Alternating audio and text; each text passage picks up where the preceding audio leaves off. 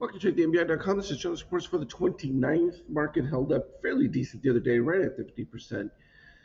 We were looking at our MBI readings here, and we were up at the peak. To end the month here, that means it's a little bit tougher to, really get extreme push of price.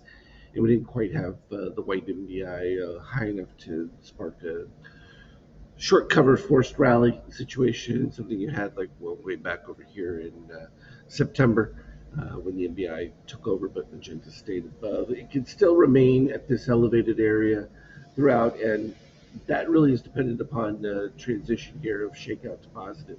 We're close, at least from an NQ standpoint.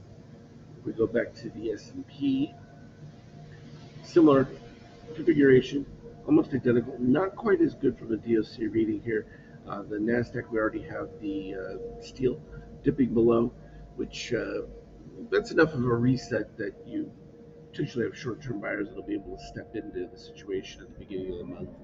But we'll be looking for fund money to come in at the middle part of by the fifth or so of the month, and then of course you have buybacks ending the blockout period, and so that will definitely spur a lot of activity. Treasury is just caught right here in the middle of the average range, not doing anything in particular. And, that's just the Fed not participating in any of the negotiations that are going on. We see China already backing off a little bit. They're already not charging tariffs on certain products coming into China. They can't continue the setup very long, but they also can't appear to be negotiating anything. So some of that's got to remain in the quiet zone, and where that's pretty much taking place. At the end of the day, versus doing nothing or having some impact, even if you get any kind of deal, it's going to be better than where things were. So in the future, that's a net positive, but will it anyone see anything until the end part of the year? Probably not. But the longer term perspective of that is definitely better. From an oil standpoint, still within a short configuration, not dipping much. And frankly, it's just not enough to really create a super bounce. It's enough to keep things from, spoiling inflation at all, but not enough to really drive anything into higher gear for economic purposes. And the euro, obviously having discounted all of that stuff anyway, riding high, which is strange given that the euros are still in a recession overall, and all they're going to do is try and spend their way out of it and lower rates. So why you want your money there? It's an interesting question, but the readings are what they are. Follow what is. Gold still remaining up at the elevated areas, and I think that's going to continue.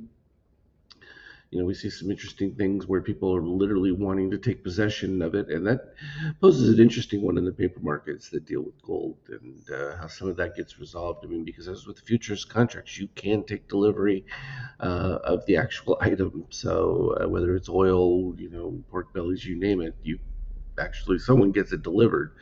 So it's an interesting setup. What will happen with gold is if people start to actually claim the actual material, and whether or not there's sufficient to cover that. From a Bitcoin standpoint, it's been just rising steadily along with this. It's pretty much a reflection of what we see within the Nasdaq and that, but it's also that opportunity again to just use it as your ability to park in between without actually being tied to a currency float. That's always the way I've seen it for quite some time.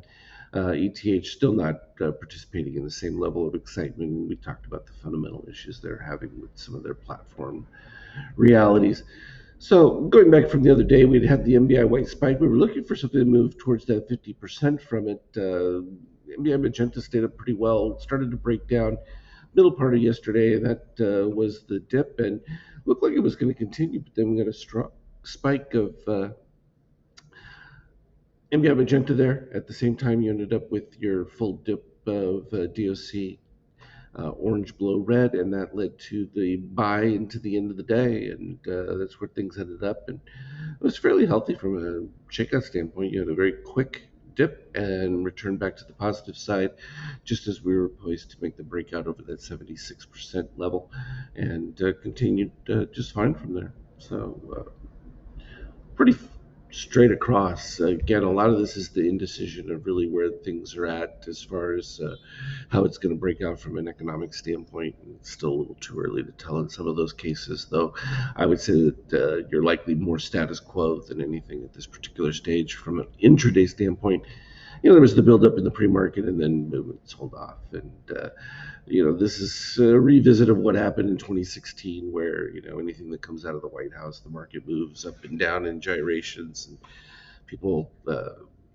You would think that they would have figured out the game of it, but some of them have to take it seriously because they think that the sky is falling, and there's nothing you can do about those situations. You just go ahead and take advantage of what they do, and in some cases, you use it as a purposeful move to shift the market, and that has an impact. While the volatility increases, net direction hasn't really changed all that much.